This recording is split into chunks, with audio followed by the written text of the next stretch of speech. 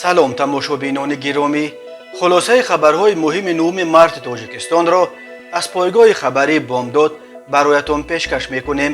шурӯъ мекунем аз як нигоҳи кӯтоҳ ба сархати хабари муҳими рӯз.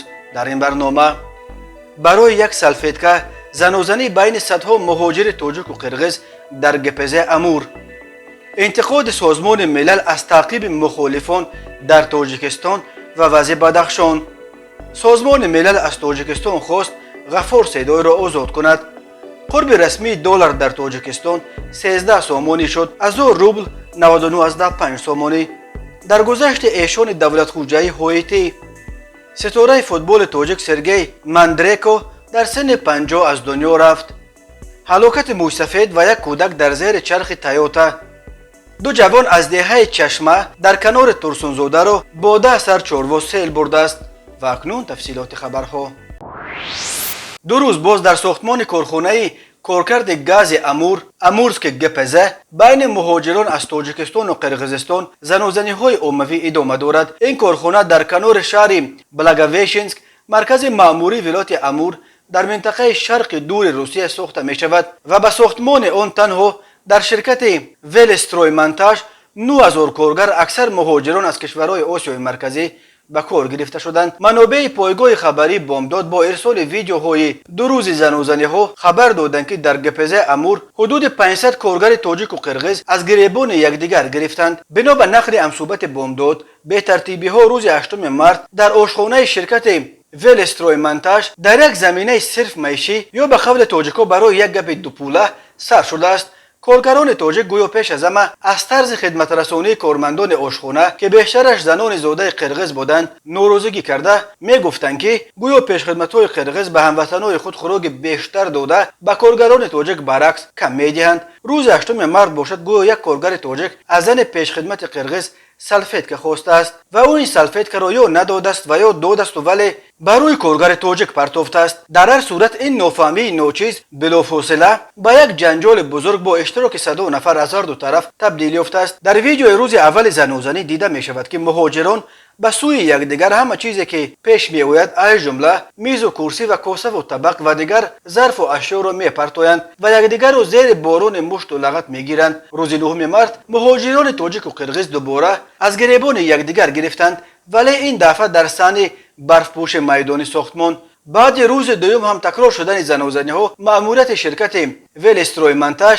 тасмим гирифтааст, ки масъаларо бо чораҳои шадид ҳал кунад. манобеи бомдод хабар доданд, ки маъмурият қарор кардааст, ки тамоми муҳоҷирони дар занозаниҳо иштироккардаро бидуни ягон чуну чаро аз кор берун биандозанд. маъмурият ҳамчунин гуфтааст, ба мақомоти ҳифзи ҳуқуқ масъалаи аз Русия ихроҷ кардани муҳоҷирони шӯрапуштро ҳам матраҳ мекунад. қарор маълум моҳи августи соли 2021 дар пайи як силсила занозаниҳо байни муҳоҷирон дар минтақаҳои гуногуни Русия, вазорати корҳои дохилаи ин кишвар ҳушдор дод, ки аз ин ба баъд муҳоҷиронро барои дағалона вайрон кардани тартиботи ҷамъиятӣ, аз ҷумла барои иштирок дар занозаниҳо бераҳмона ба кишварҳои зодгоҳашон ихроҷ карда, аз ҳуқуқи убури марзи Русия маҳрум мекунанд. моҳи декабри соли 2021 вазорати корҳои дохилаи Русия хабар дод, ки аллакай беш аз 400 муҳоҷирро маҳз барои иштирок дар занозаниҳои оммавӣ ихроҷ карданд. аксари онҳоро ба муддати то 40 сол аз ҳаққи убури марзҳои Русия маҳрум карданд. шӯрои ҳуқуқи инсони созмони милал аз мақомоти Тоҷикистон барои таҷрибаи давомдори саркӯби дигарандешони сиёсӣ дар кишвар ва ҳамчунин барои эҷоди фазои тарс дар вилояти мухтори Кӯҳистони Бадахшон интиқод кард. Мишел Бачелете, комиссари олии созмони милал дар масъалаи ҳуқуқи инсон, рӯзи 7 март дар иҷлосаи 49 шӯрои ҳуқуқи инсон дар мавриди вазъи ҳуқуқи инсон дар Тоҷикистон гуфт: дар Тоҷикистон таъқибот ба зидди мухолифини сиёсӣ идома дорад. шумори то рафти бештари аъзои гурӯҳҳои оппозитсионӣ тавассути мурофиаҳои додгоҳие, ки ҷавобгӯи меъёрҳои қабулшудаи қонун нестанд, ба солҳои тӯлонии зиндон маҳкум карда мешаванд. хушунатҳо байни нирӯҳои амниятӣ ва тазоввургарон дар моҳи ноябри соли 2021 дар вилояти мухтори Кӯҳистони Бадахшон вазъи ҳуқуқи инсонро дар ин минтақа боз ҳам бадтар карда, як фазои тарсу таъқибро ба вуҷуд овардааст. ман аз идомаи қатъи дастрасӣ ба интернет дар ин вилоят изҳори таассуф мекунам. ин ба таври ошкоро پایمال کردن حقوق انسان است. در دوشنبه تا کنون این اظهارات اخیر خانم بچلت پرزیدنت سابق چیلی را که از سال 2018 کمیسر عالی سازمان ملل در امور حقوق انسان است شرح ندادند، ولی در گذشته مقامات تاجیکستان انتقادهای سازمان ملل از وضع حقوق انسان را بی اساس و دور از واقعیت نامیده و توصیه‌های سازمان ملل در مورد آزاد کردن چندی از محبوسان سیاسی از جمله بزرگمیر یاروف، محمد علی حید و زید سعیدوف را رد کرده گفته بودند که این افراد طبق قانون محکوم شدند و از سوی دیگر در قانونگذاری تاجیکستان ترتیب بازبینی حکم‌های دادگاه‌ها بر اساس توصیه‌های سازمان بین المللی درج نشده است و از در ولایت مختار کوهستان بدخشان ماه نوامبر سال 2021 در پی در بازداشت به طور مرموز کشته شدن ساکن نویه روشقلعه گلبدین زیابیکوف بعد شد. ساکنان ولایت مختار کوهستان بدخشان با طلب به جوابگری کشیدن گناهکاران مرگ زیابیکوف 4 روز اعتراض کرده تنها بعد گرفتن وعده مقامات به تحقیق این قضیه و برقرار کردن دسترسی به اینترنت پراکنده شدند. اما با گذشت اینک 3.5 ماه تا حال یگان نفر برای دست داشتن در مرگ گلبدین زیابیکوف دستگیر نشده است و دسترسی به اینترنت در بدخشان تا حال برقرار کرده نشده است. خدمات علاقه بعد چند ماه شرح داده بودند که گویا دسترسی به اینترنت را در ولایت مختار کوهستان بدخشان به سبب‌های امنیتی تا به حد 2 گیگ محدود کردند. اما میشل بچلت در سخنرانیش با اظهار تأسف از ادامه قطع اینترنت در ولایت مختار کوهستان بدخشان چنین عمل را به طور آشکارا پایمال کردن حقوق انسان نامید. بانک ملی تاجیکستان روز 9 مارس برای بار اول در چند ماه آخر قرب رسمی دلار را بازنگری کرده قرب رسمی پول امریکا یک باره از 11 سامانی و 30 درم تا 13 سامانی برای $1 بالا برد. تصحیح قرب رسمی دلار در حال صورت گرفت که چند وقت باز یگان بانک با قرب قبلی 11 سامانی و 30 درم دلار نمی فروخت، ولی در بازار سیاه قرب دلار الکی هفته گذشته به 13 سامانی برابر شده بود. قرب رسمی ایورو نیز از 12 سامانی و 35 درم به 14 سامانی و 19 درم بالا برده شده است. در این زمان بانک ملی قرب روبل روسی را هم بیش از 9% بالا برد. اگر 2 روز پیش قرب 1000 روبل 91 سامانی را تشکیل میداد، روز 9 مارس قرب 1000 روبل رسما 99.5 سامانی مقرر کرده شده. بانک ها نیز به مشتریانش وعده میدهند که روبل هایشان را از 99 تا 100 سامانی برای 1000 روبل عوض میکنند. اما در بیرجه صبح 9 مارس برای 1000 روبل همگی 87 سامانی پیشنهاد میکردند و بعید نیست اگر قرب روبل در مقابل سامانی باز دیگر باره رو به کاهش بیارد. این در حالی است که قرب روبل در مقابل اکثر اسعار دیگر از زمان هجوم روسیه به اوکراین بیست پایین می رود. قرب دلار که قبل از 24 فوریه حدود 80 روبل قرب داشت اخیراً تا به 155 روبل بالا رفت و حالا یک کمی آرامتر شده. صبح 9 مارس $1 در بیرجه با قیمت 130 روبل خرید و فروش می شد. افت قرب روبل به سطح درآمد مهاجران تاجیک که بیش از 1 میلیونشان روزگار خانواده های خود را از حساب مردکاری در روسیه تامین میکنند سخت ضربه زد. پسندازهای مهاجران که پولهای خود را اساساً با روبل ذخیره میکنند در چند روز آخر قریب 40% ارزش خود را از دست داد. نزدیکان مهاجران در تاجیکستان میگویند دلشان نمیشود با قرب پست امروز پولهای با عذاب با دست آورده عزیزان مهاجران خود را عوض کنند و منتظرند که قرب روبل بهتر شود. گروه کاری سازمان ملل اوید به بازداشت‌های خودسرانه از حکومت تاجیکستان خواسته است که ژنرال 66 ساله زندانی غفور میرزایف معروف به غفور صدای را آزاد کنند. حقوقدانهای بین المللی پس از تحقیق قضیه او گفتند جریان بازداشت و حبس، اعلان حکم و مهلت نگهداری میرزایف با نقض فراوان قانون‌های تاجیکستان صورت گرفت. سازمان ملل گفته است طبق قانون‌های تاجیکستان غفور صدای باید به 15 سال زندان محکوم گردیده هنوز تابستان سال 2019 آزاد میشد. غفور صدای فرمانده سابق گواردی پرزیدنتی و رهبر سابق اگنتی مبارزه با مواد مخدر تاجیکستان سال 2004 بازداشت و به حبس ابد محکوم شد. ولی دادستانی کل و مقامات دیگر تاجیکستان در پاسخ خود به سازمان ملل به درست و مطابق به قانون‌های تاجیکستان بودن بازداشت و حبس غفور میرزایف تاکید کردند. خلاصه کارشناسان هنوز روز 15 نوامبر سال 2021 بررسی شده متن آن را نو در سامانه گروه کاری سازمان ملل گذاشتند. در متن خلاصه از جمله آمده است میرزایف 6 آگوست سال 2004 در حال بازداشت شد که از زمان تعیین شدنش به منصب رئیس آژانسی مبارزه با قاچاق مواد مخدر مدت کوتاه گذشته بود. او تا آن زمان از سال 1995 تا 2004 در مقام فرمانده گارد پرزیدنتی و سال 2001-2004 به حیث رئیس کمیته المپیک کار کرده است. دادگاه عالی تاجیکستان 7 ایول سال 2007 حکم دادگاه‌های زینه‌های پایانی را تصدیق کرده او را برای نقض 28 ماده کودکس جنایی از جمله کشتار و گروگانگیری، طمع‌جویی، نگهداری سلاح و مواد ترکنده به حبس ابد محکوم کرد. در پاسخ حکومت تاجیکستان به سازمان ملل گفته شده است که در جریان مرافعه حقوق میرزایف رعایت شده در همه مرحله‌های دادگاهی شخصا اشتراک کرد و 4 وکیل از حقوق او دفاع کردند. اما گروه کاری سازمان ملل میگوید مرافعه دادگاهی غفار میرزایف به طور باز برپا نشد، در حالی که میتوانست برای درک بهتر پرونده و جزئیات آن مدد کند. حکومت تاجیکستان در جواب گفته است قانون شکنی هایی که از جانب میرزایف صادر شدند به دور کارش در مقام های رهبری و سر دولتی ربط از این رو در پشت درهای بسته برگزار گردید. غفار میرزایف در دادگاه گفته است حبس و محکومیتش عادلانه نیست و دارای انگیزه های سیاسی می باشد. محققان سازمان ملل تخمین می کنند که قضیه میرزایف سیاسی است و پشتیبانی احتمالی او از نامزدهای دیگر به مقام پرزیدنتی ربط داشت، ولی هیچگاه دلیل چنین اتهامات جدی به طور آشکارا پیشکش نشده است. میگویند حقوق شناسان بین المللی یکی از تنقیدهای گروه کاری سازمان ملل به مولت حبس میرزایف و مطابق نبودن آن به قانونهای کشور ربط میگیرد.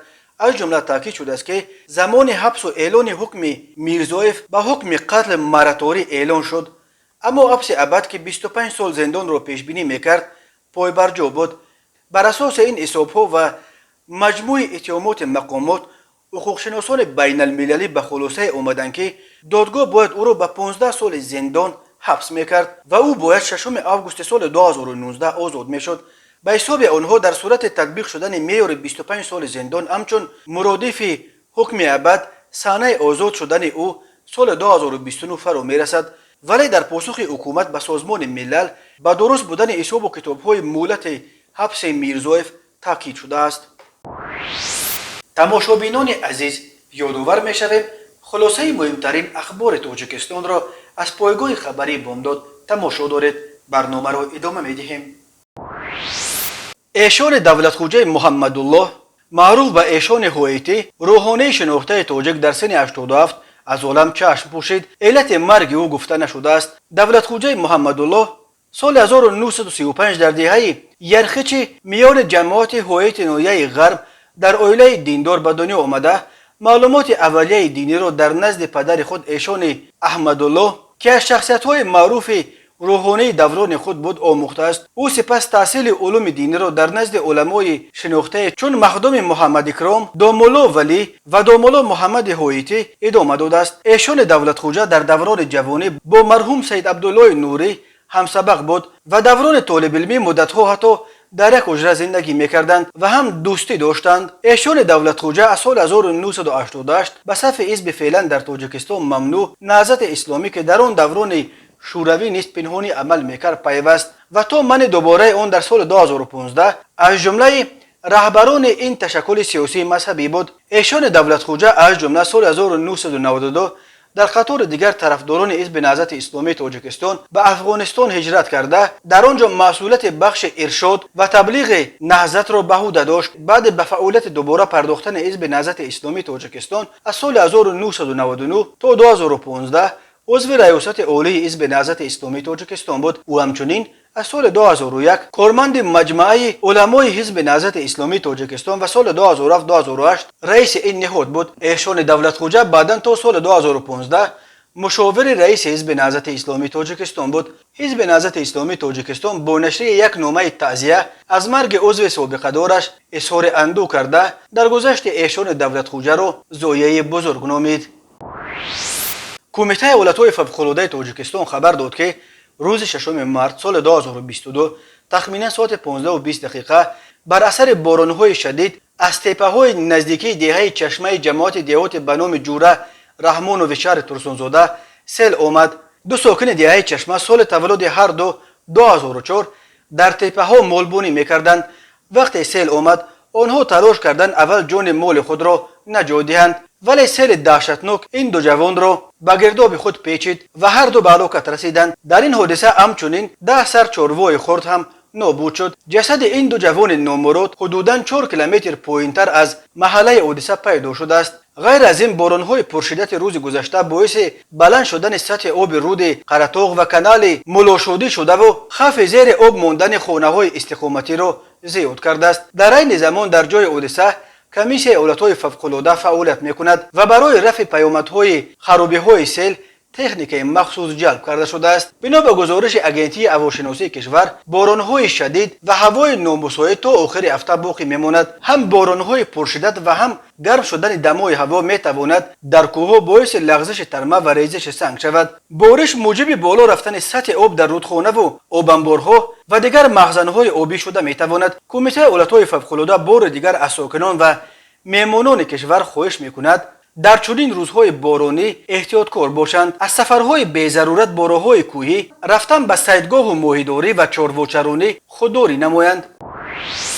یکی از دستپروران نامدار فوتبال تاجیک نیم حمایتگر سرگئی ماندریکو روز 8 مارس در سن 50 از عالم چشم پوشید. در این باره سامانه رسمی دسته مشهور فوتبال افسریا رپید وین خبر داد. سرگئی ماندریکو از سال 2016 از یک نوع وزنی بیماری اسکلروز رنج میکشید. سرگئی ماندریکو در ابتدای سالهای 90 یکی از بازیگران جوان و از همه امیدبخش نسل نو فوتبال تاجیک به شمار میرفت. ماندریکو سال 1990 وقتی همگی 18 سال داشت در هیئت تیم یکچین نورسان SSR چمپیون اروپا و سزاوار عنوان استاد ورزش SSR شد. سال بعد سال 1991 ماندریکو در هیئت تیم جوانان SSR در چمپیونات جهان سزاوار مدال برنجی شد. در واقع هیچ یکی از بازیگران دسته شورتیار پامیر در سن ماندریکو چنین دستاوردهای بزرگ نداشتند، ولی متاسفانه با فروپاشی SSR فوتبال شوروی هم پاش خورد و سرگئی ماندریکو نتوانست همه استعداد خود را به نمایش گذارد. هرچند سالهای طولانی در چمپیونات‌های معتبر افسریا و آلمان بازی کرد.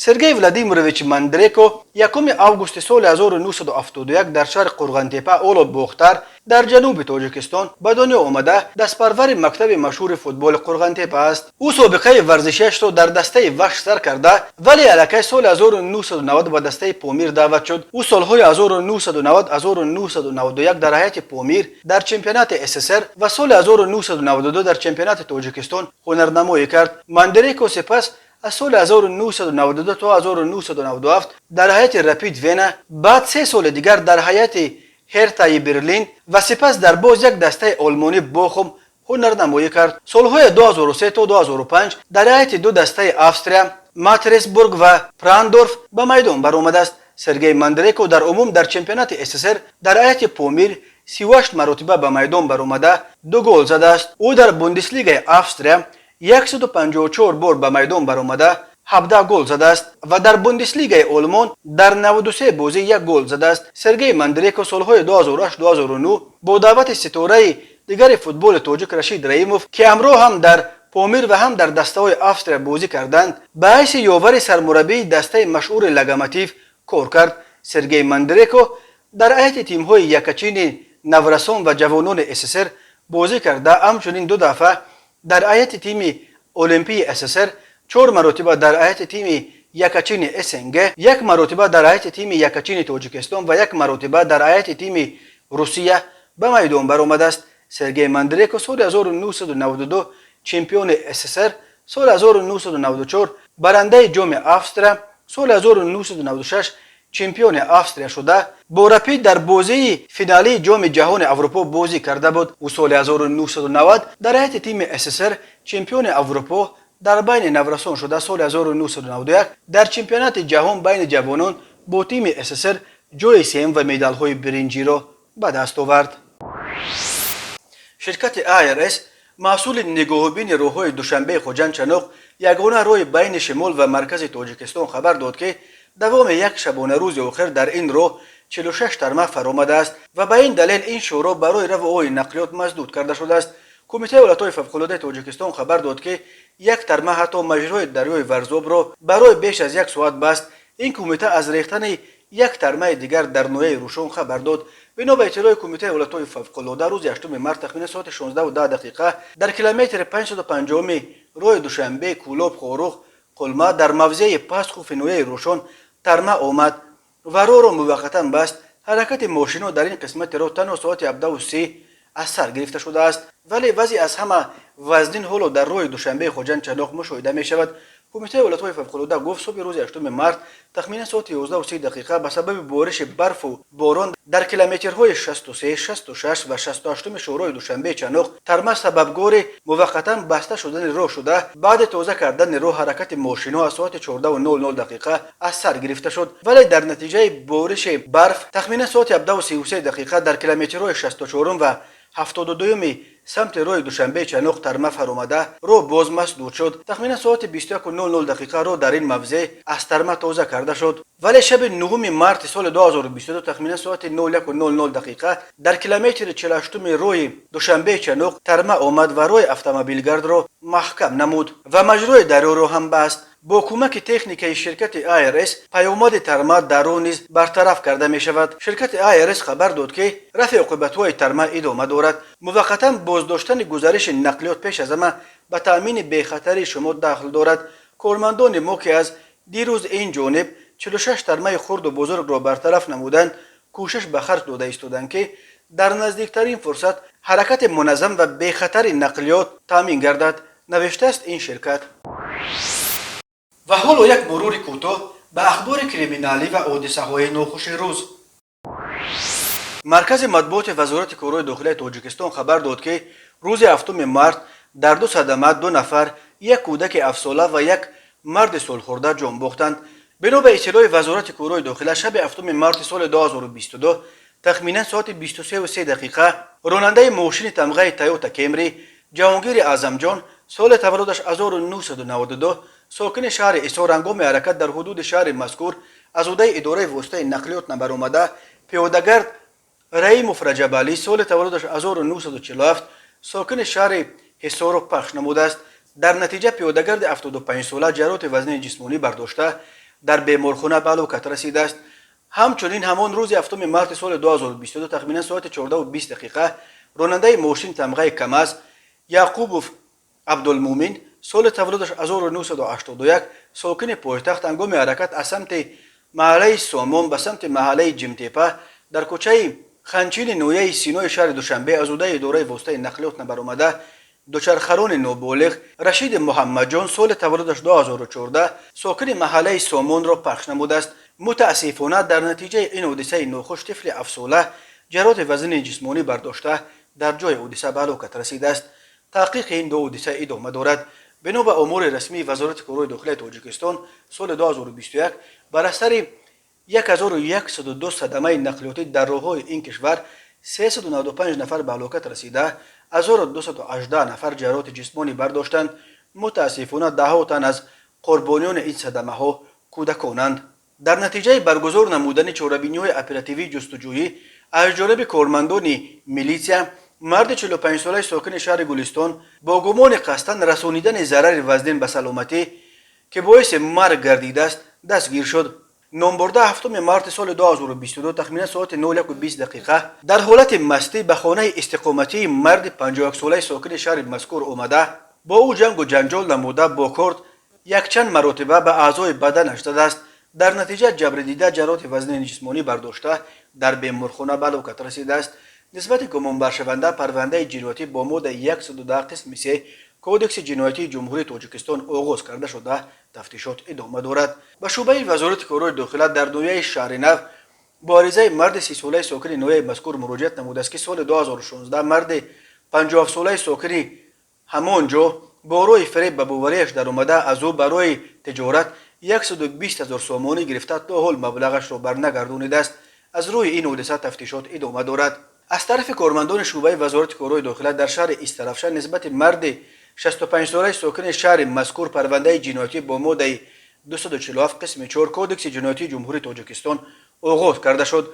نامبرده از ماه اپریل سال 2017 تا ماه دکبر سال 2019 برای فریب به باوری زن 38 ساله ساکن همین شهر در اومده از او 70500 سومانی و 8450 دلار امریکایی گرفته تا حال مبلغش را برنگردانیده است.